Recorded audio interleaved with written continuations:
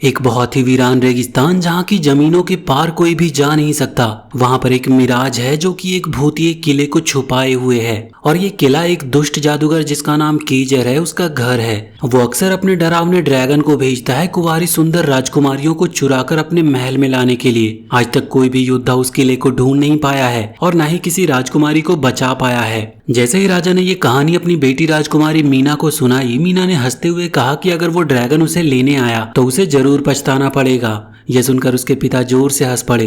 कुछ सालों के बाद राजकुमारी मीना अब बड़ी हो चुकी थी और वो अपनी राजसी दर्जे के बावजूद हर सैनिकों से काफी अच्छे से बर्ताव करती थी। उसका एक बहुत करीबी दोस्त था जिसका नाम रोनन होता है। वो दोनों साथ में बड़े हुए थे और ऐसा लगता है कि दोनों एक दूसरे को पसंद भी करते हैं। हमें पता चलता है कि हाल ही में दुनिया भर से कई राजकुमार मीना से शादी करने आए हैं, लेकिन मीना रोनन से कहती है कि ये सब उसके लिए नहीं बल्कि उसके पिता के लिए आए हैं। उसके पिता यानी राजा को नहीं लगता कि कोई महिला राज्य चला सकती है, इसीलिए वो चाहते हैं कि मीना की शादी ऐसे लड़के से हो जो उसकी योद्धा की परिभाषा पर खरा उतरे। रोनन उससे पूछता है कि वो अपने लिए क्या चाहती है, तो मीना जवाब देती है कि वो राज्य चलाना चाहती है और उस इंसान के साथ रहना चाहती है जिससे वो प्यार करती है। और जैसे ही मीना नदी में तैरती बत्तखों को देख रही होती है, रोनन घुटनों के बल बैठकर उससे शादी के लिए पूछता है। ये सुनकर मीना इतनी हैरान होती है कि वो नदी में ही गिर गई थी और फिर खुशीपूर्वक हाँ कर देती है। इसी बीच एक बार में वो सभी राजकुमार जो मीना से शादी करने आए थे आराम कर रहे होते हैं। उनमें से एक रोगी नाम का आदमी था जो बहुत ही ताकतवर और कुल्हाड़ी चलाने में माहिर होता है, और वहीं दूसरा एक अमीर अरब का राजा है जिसका नाम कबीर है।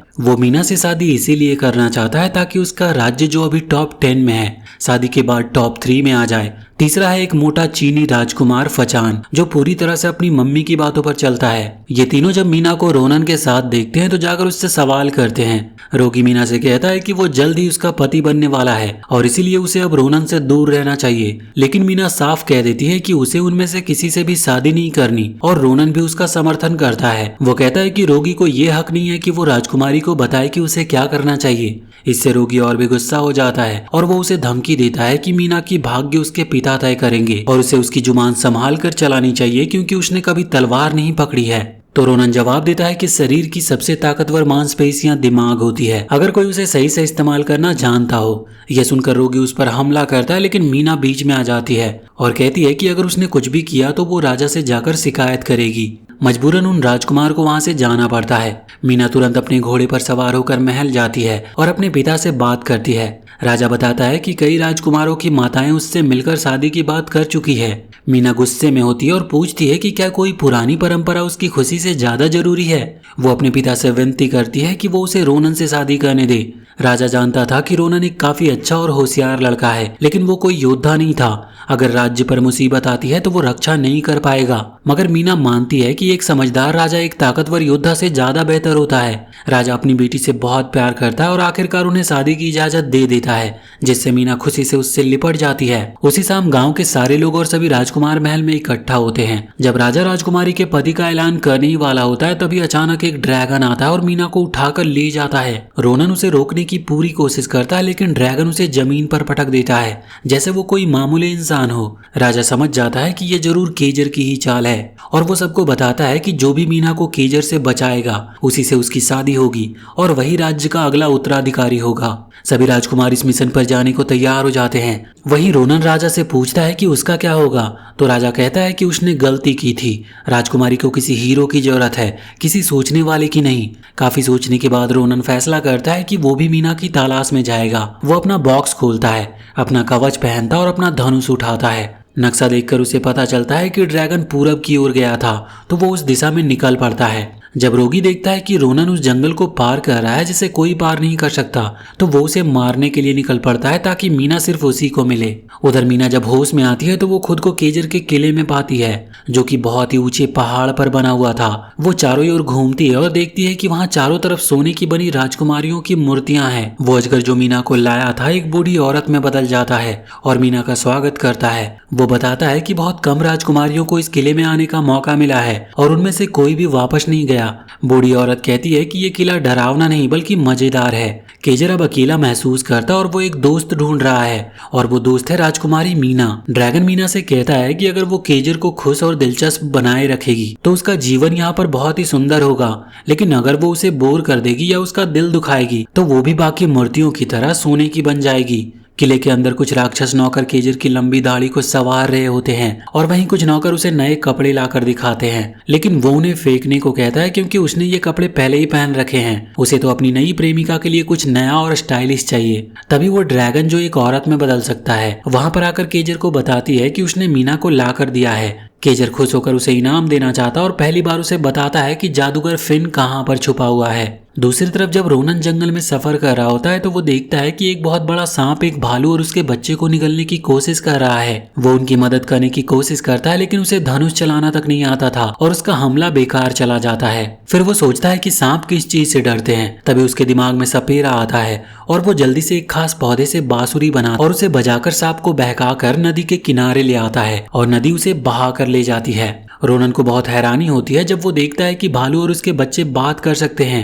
उनमें से एक भालू उसका शुक्रिया अदा करता और कहता है कि वो हमेशा उसकी मदद के लिए तैयार रहेगा। रोनन उसे अपने मिशन के बारे में बताता है और भालू कहता है कि वो केजर को जानता है क्योंकि वो सांप उनके पीछे केजर नहीं भेजा था। केजर इन जानवरों की खाल से अपने नए कपड़े बनवाता है। भालू खुद तो केजर को नहीं जानता कि वो कहाँ पर है, लेकिन वो एक अच्छे जादूगर फिन को जानता है जो इस जंगल में रहता है। फिर रोनन भालू की पीठ पर बैठता है और वो उसे फिन नाम के जादूगर के पास ले जाता है। जादूगर फिन रोनन की बात सुनता है और उसकी मदद करने को तैयार हो जाता है। वो मानता है कि ये सब उसकी भी गलती है। असल में केजर की जो ड्रैगन साथी है उसका नाम नाहिना है। वो असल में एक चुड़ैल है। कई साल पहले केजर उससे प्यार कर बैठा था और 2 साल तक जादू सीखता रहा ताकि वो उसके लायक बन सके। जब भी केजर नाहिना के पास जाने की सोचता उसे लगता कि वो उसे मना कर देगी और इसीलिए मना करने के डर से उसने एक ऐसा जादू कर दिया जिससे नाहिना उसे देखते ही उससे प्यार कर बैठी। लेकिन गलती से उसका जादू बहुत ज्यादा ताकतवर हो गया और नाहिना उस पर पागल हो गई। जब तक वो अपने जादू को हटाता उससे पहले ही सब कुछ बिगड़ चुका था। केजर ने नाहिना को जाकर सच बताया कि उसने उस पर जादू किया था। ये जानकर नाहिना बहुत गुस्से में आ गई और उसका प्यार अब एक काले और डरावने जादू में बदल गया। अब नाहिना सिर्फ केजर से ही नहीं बल्कि हर उस इंसान से बदला ले रही थी जो प्यार में खुश था। रोनन जानना चाहता था कि मीना अभी कहाँ पर है और क्या कर रही है। फिन अपने जादू से नदी में उसे दिखाता है कि केजर मीना को खुश करने के लिए सोने जैसे खाने दे रहा है। जैसे ही वो उसे चूमने की कोशिश करता है मीना उसे एक ट्रे से मार देती है। रोनन पूछता है कि केजर का किला कहाँ पर है और वो वहां पर कैसे पहुंच सकता है। तो फिन कहता है कि कोई भी आम आदमी केजर जैसे जादूगर से लड़ नहीं सकता। वो रोनन को अपना शिष्य बनने को कहता है और वादा करता है कि उसे पूरा जादू सिखा देगा, लेकिन इसमें 20 साल लगेंगे। रोनन इसका कोई जल्दी सा तरीका मांगता है तो फिन बताता है कि एक तरीका है लेकिन वो बहुत खतरनाक है। फिन उससे कहता है कि वो पूरब की ओर जाए। वहां रेत के पहाड़ों तक पहुंचे लेकिन वहां एक विशालकाय सिर रास्ता रोककर बैठा है। अगर वो उसे पार कर लेता है तो वो केजर के राज्य तक पहुंच सकता है। रोनन बिना समय गवाए सफर शुरू करता है। थोड़ी देर के बाद नाहिना फिन को ढूंढ लेती है और उसे पकड़ लेती है।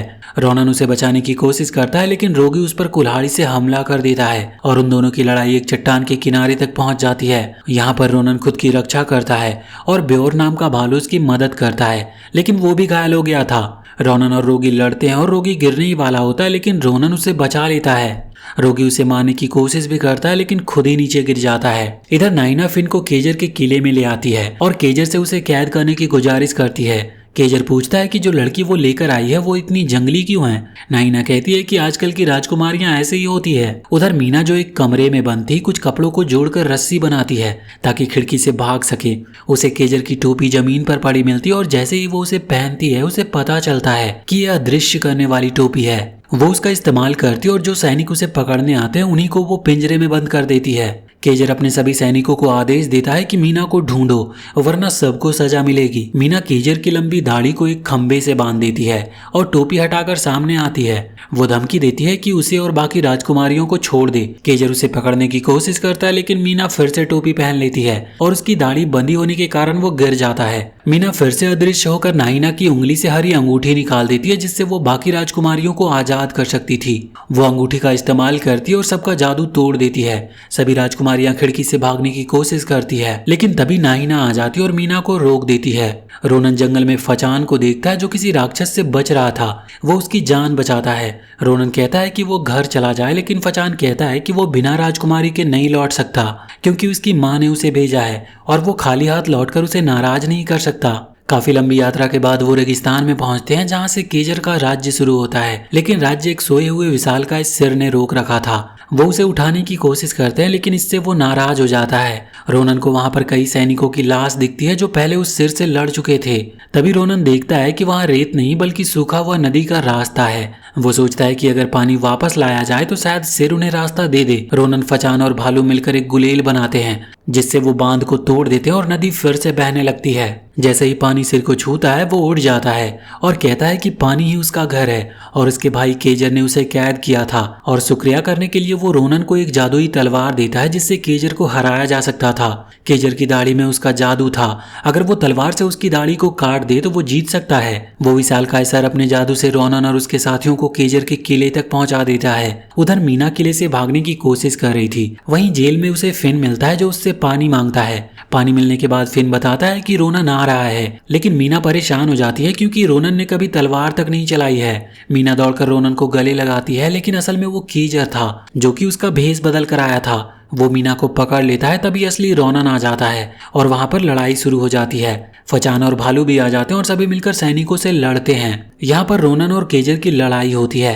केजर उसे आसमान तक उठाकर ले आता है, लेकिन थककर वो वापस नीचे लाता है और कहता है कि अब रोनन जीत गया और मीना को वो ले जा सकता है। लेकिन जैसे ही रोनन और मीना मिलने वाले होते हैं वहां पर नाहिना आ जाती है और मीना को सुला देती है।